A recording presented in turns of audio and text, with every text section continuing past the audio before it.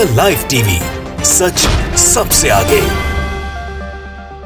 नमस्कार, मैं हर्षिता सिंह और आप देख रहे हैं the live TV. Uttar Pradesh में कोरोना पे ऑल इज वेल के खोखले दावे करने वाले योगी सरकार अब अपनों के ही निशाने पर आ चुके हैं। आम जनता की बात तो छोड़िए, वो तो बाद में योगी की व्यवस्थाओं और उनकी बद इंतजामी की राज्य में जो हालात पैदा हुए हैं उसकी पोल खोलेंगे।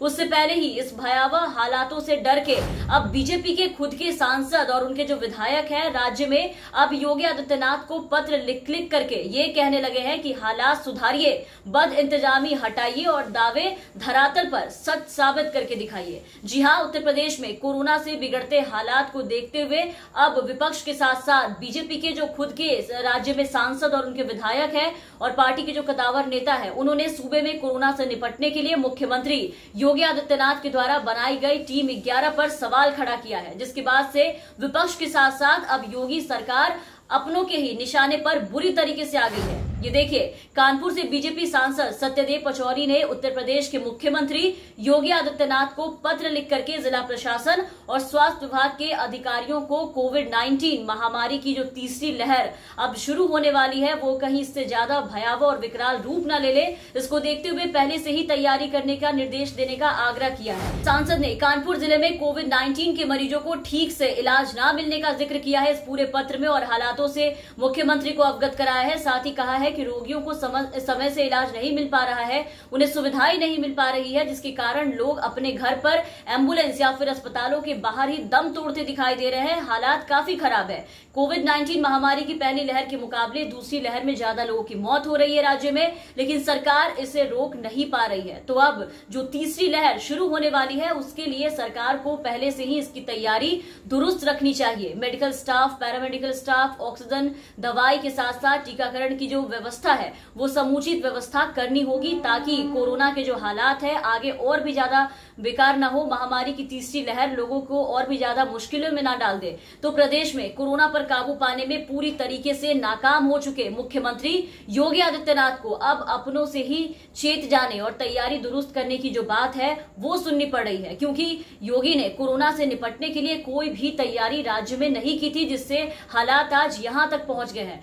इसे छोड़ के ये लोग चुनाव के प्रचार में लगे थे और तो और बाहर जाके वहां की रैलियों का हिस्सा बन करके आप देखिए कि वहां कोरोना वहां से उपहार में लेकर के अपने प्रदेश लौटे थे और सीधा आकर के क्वारंटाइन हो गए और ठीक भी हो गए। लेकिन इनके खुद के अपने विधायक जो कोरोना की चपेट में आए, जो लोग कोरोना पॉजिटिव हुए, उन्हें नहीं बचा पाए। वो चिट्ठियां और कॉल कर करके थक चुके थे, मदद की गुहार लगा लगा के थक गए, लेकिन उन्हें वो सुविधाएं नहीं मिली, जिसके कारण आज आप देखिए कि एक एक करके इनके कितने विधायक जो कोरोना की चपेट में आए थे सबकी मौत हो गई और योगी जी चुपचाप बस तमाशा देखते रह गए। और यही हाल प्रदेश की जनता के साथ भी हुआ है और हो रहा है। लोग मरते जा रहे हैं, लाशों के ढेर जो है वो पूरे राज्य में बिछते जा रहे हैं, शमशानों में लाइनें लगती जा रही है, लाशों के अंबार लग चुके हैं, कोई जलाने वाला नहीं है, उन लाशों को शमशानों में जगह तक नहीं मिल रही है। लेकिन प्रदेश के मुखिया ये कहते फिरते नजर आ रहे हैं सबको कि खामोश हो जाओ, क्योंकि ये सब मेरे हिसाब से राज्य में ऑल इज वेल की स्थिति में है। मुंह खोलोगे तो कार्रवाई कर देंगे, उठा के जेल में डाल देंगे।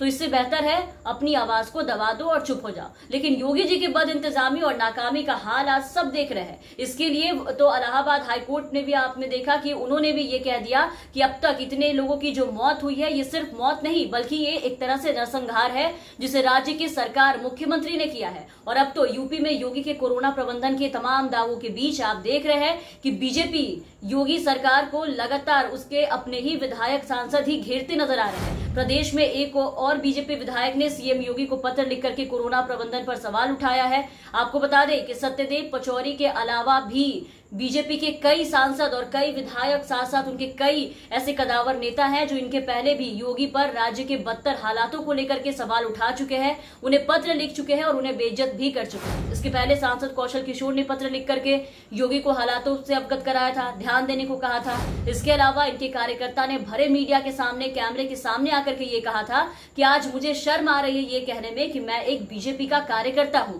जिसने पूरे प्रदेश को और प्रदेश की जनता को मौत के मुंह में झोंक दिया।